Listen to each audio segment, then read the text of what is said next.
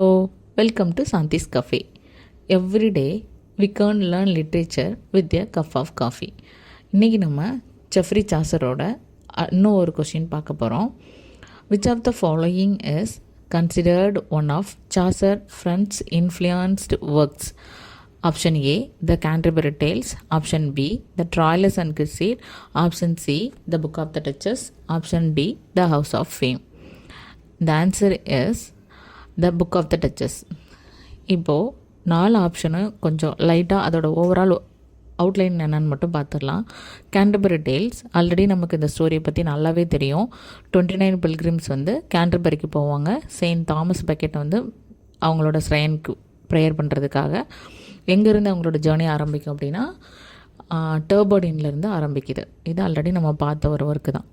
ரெண்டாவதாக சாசரோட book of the duchess. இந்த book of the duchess அப்படிங்கிறது ஒரு ட்ரீம் விஷன் போயம் சாசரோடது.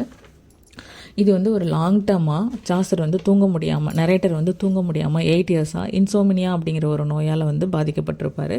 அப்போமா ஓவிடோட மெட்டமாஃபாசிஸ் அப்படிங்கிற ஒரு புக்கு எடுத்து படிக்க ஆரம்பிக்கும்போது அவர் வந்து தூக்கத்துக்கு போகிறாரு. அவருக்கு ஒரு ட்ரீம் வருது. அந்த ட்ரீமில் வந்து அந்த ட்ரீமை வந்து ஒரு போயமாக கன்வெர்ட் பண்ணி எழுதியிருக்கிறாரு.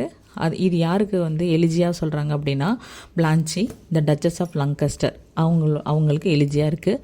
இதில் டோட்டலாக 1334 லைன்ஸ் இருக்குது. அப்புறம் வந்து சாசரோட அடுத்த ஒர்க்கு ட்ராய்லஸ் அண்ட் கிரிசீட். இந்த ஒர்க்கு வந்து சாசரோட மிடில் இங்கிலீஷ் போயம். இந்த சாசரோட இது வந்து ஒரு ட்ராஜிக் லவ் ஸ்டோரி.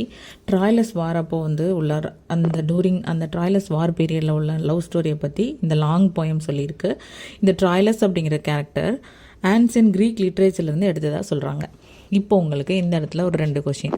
இதே மாதிரி ட்ராய்லஸ் அண்ட் கிரிசீட், அது இல்லாமல் ட்ராய்லஸ் அண்ட் கிரிசடா அப்படின்னு சொல்லிட்டு ஒரு ஒர்க்கு ஒரு ஃபேமஸான ஒரு ட்ரமாட்டிஸ்ட் எழுதியிருக்கிறாரு. எந்த ட்ரமாட்டிஸ்ட் அந்த ஒர்க்கை எழுதியிருக்கிறாங்க?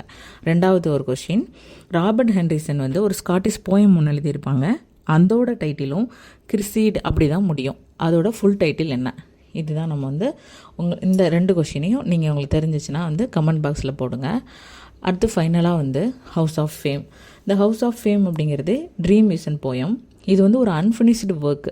இது வந்து விர்ஜிலோட ஏனியடோட ரீடெல்லிங் ஒர்க்குன்னு சொல்கிறாங்க. இதில் டோட்டலாக 3 புக்ஸ் இருக்குது. Okay, thank you.